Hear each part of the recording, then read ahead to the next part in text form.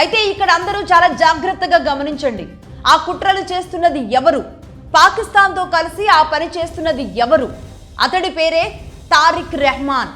పచ్చి హిందూ వ్యతిరేకి. హసీనాని చంపేసి తాను బంగ్లాదేశ్కి ప్రధాని అవ్వాలి అని ఉవ్విళ్లు ఊరుతున్న వ్యక్తి మాత్రమే కాదు, పాకిస్తాన్ తయారు చేసిన ఒక ఆయుధం. అది బంగ్లా మీదకి కావచ్చు, భారత్ మీదకి కావచ్చు. పాకిస్తాన్ తయారు చేసిన ఆయుధమే తారిక్ రెహమాన్. అతడి పైన బంగ్లాదేశ్లో జీవిత ఖైదు విధించడం జరిగింది. దీంతో తారిక్ ఆ తర్వాత లండన్కి పారిపోయాడు 2024లో. అయితే ఇతన్ని లండన్లో మన రాహుల్ గాంధీ కలిశారు.